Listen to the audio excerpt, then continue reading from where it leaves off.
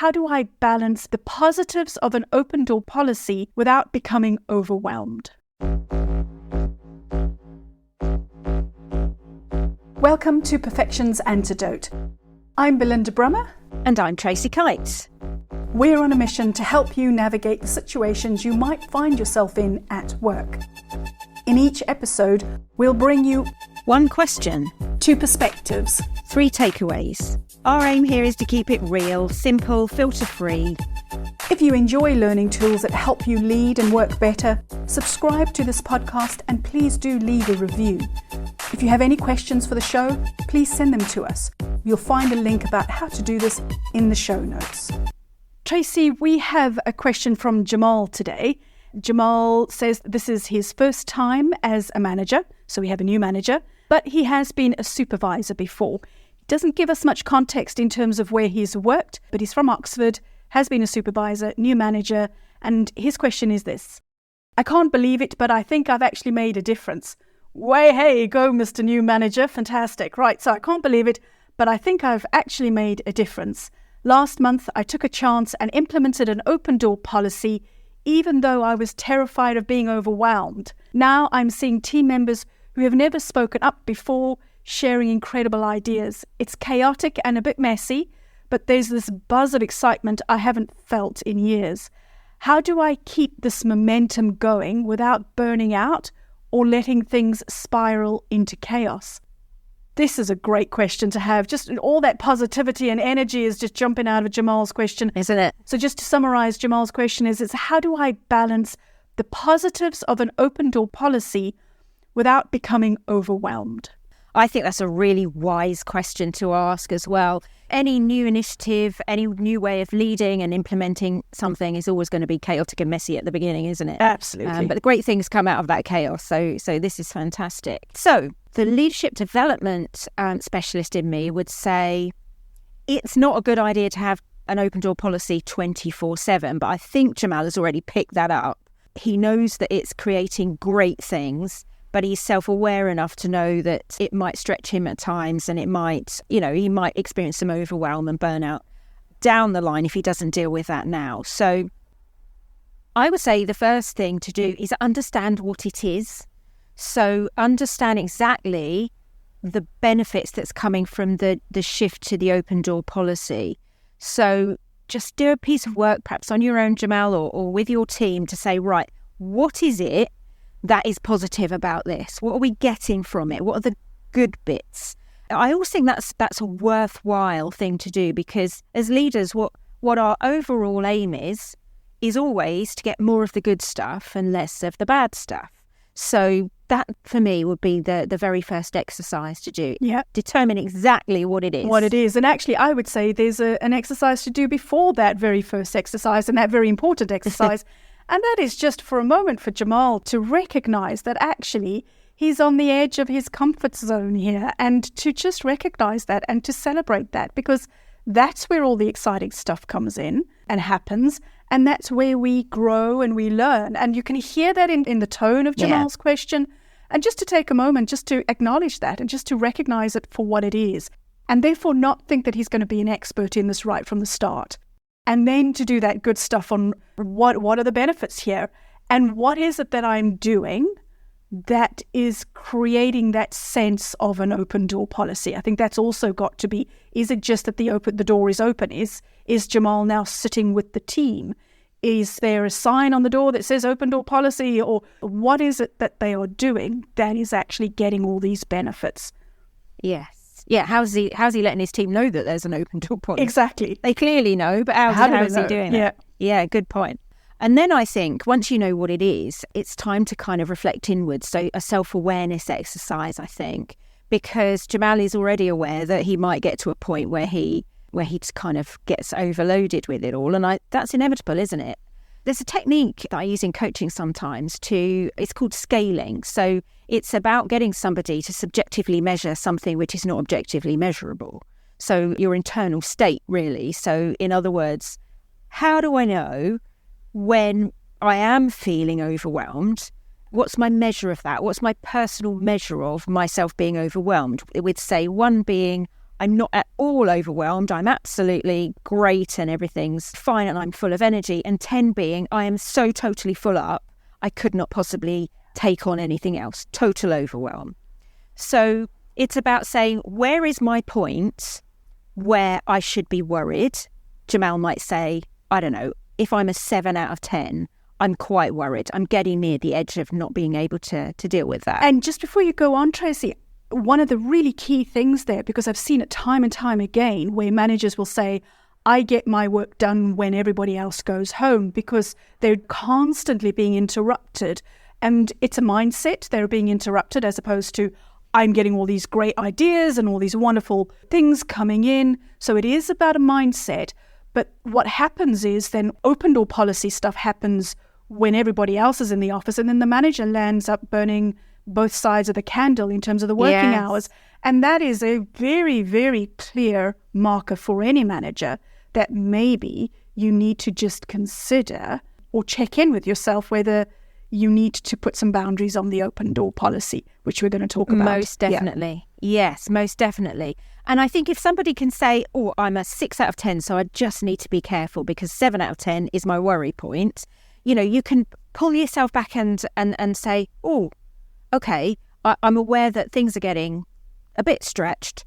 I can act now. I can act now before I'm too tired to think rationally. I can act now before I'm too full up to think of ways to get myself enough rest or enough space to get my own work done.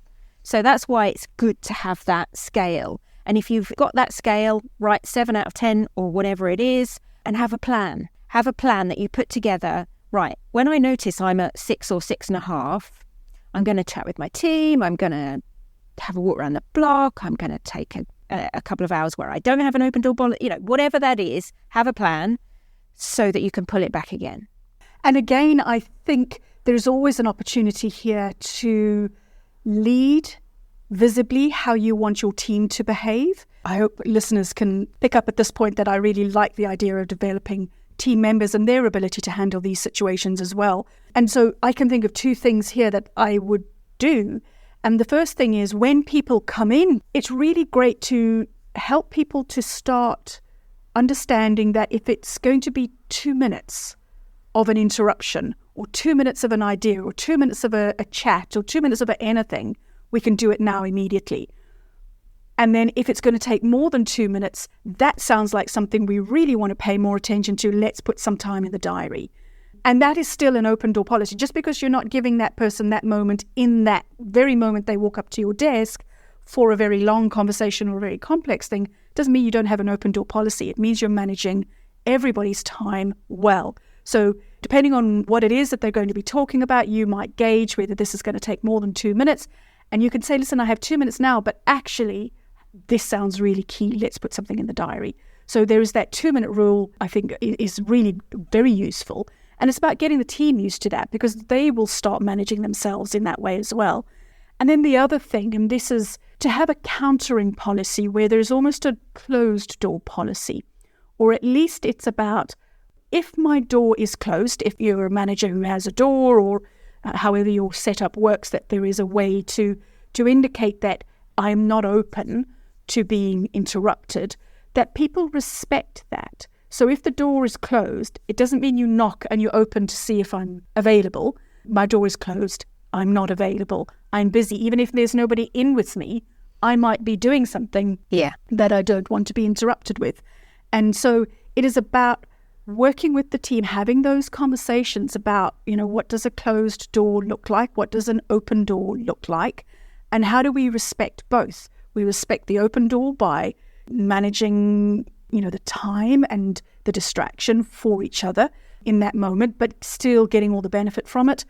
And the closed door, how do we manage that? And how do we set boundaries on that? So I do think you can't just have an open door policy, because then you're going to be there till 12 p.m. if you're a 9-to-5er, and you're going to be there 12 p.m. burning the midnight oil. You need to have a countering policy. Agreed. Yeah, just as you were talking, it occurred to me that there are 3, I guess, component parts of time management here, really. And they might not be equal necessarily, but there will be a component part of your day which is completely open door. And as you say, when people come in and they want something that's going to take 2 minutes or a few minutes or whatever that is, it's that quick fire, proper openness and anyone can just come in. Then there's going to be the part of your day where you've diaried or scheduled something that someone's come to you with and you've said to them in that moment, right, this sounds really important. I think it's going to take a bit longer than I've got at the moment. How are you fixed for 2:00? Let's spend some time on it then. So there's that second part of your time management where you're fielding those lengthier pieces of interaction or piece of work with someone else. And then the third part are those things where you absolutely have to have privacy on your own to do your own work. And that might be anything from inputting some complex data, filling out whatever forms or requirements or governance that you have, or having a one-to-one with another team member. Or just taking time out to work strategically on something that needs a sustained period of uninterrupted time. Yes, so you've got to know what those things are. You've got to have a good awareness of how long those things take you so that you can schedule them in. And then you need to have a policy or an understanding with your team that, these are the markers of when I need to be left alone, other than if the building's on fire, of course. But those things are crucially important to help your team. It's the other side of the coin to the open door, which is just as important. And this is why I started out by saying we're on the edge of your comfort zone. There's a lot to be learned here. There's a lot of self and time and other types of management going on here. And therefore, my final encouragement to Jamal is just to take it slow, to practice, to know that he is not going to get it right every time. Sometimes he's, not going to be able to accommodate that open door policy. Sometimes he's going to get it wrong. Just keep going, but be gentle with yourself, practice, and collaborate with the team on this, because the team will be feeling this excitement as well. And they will want to see that continue. And so if you can work with them on it, it's going to be more sustainable for longer. And over time, you will get better at managing all of those different processes and policies. The question we've pondered here was, how do I balance the positives of an open door policy without becoming overwhelmed? Now, your power of 3. Recognize that something good is going on when you make a management change, and take some time to identify exactly what it is that's good and is going well, so that you can do more of it. Identify areas of managing time, the times when you have a truly open door policy and anyone can pop in for a few minutes of conversation, the times when you need to schedule conversations because they're important and need more time than just a few minutes, and the times when you need to remain undisturbed for detailed, private, or personal work. Identify your personal markers for when you are becoming overwhelmed, possibly using a simple scaling technique. Work with your team so you have a plan of action to prevent stress and getting overwhelmed. Did something we talk about spark something in you? An idea or a memory? Please share it with us in the comments below. Follow us. We're real and unfiltered. This show is brought to you by, us. Tracy Kite is a leadership and management development specialist, executive coach, and author of Lead Like You Give an F. And I'm the founder of Boost Learning, a boutique ecosystem that nurtures better managers and leaders. I also help organizations amplify their culture, train their people, and build better community connections through podcasting.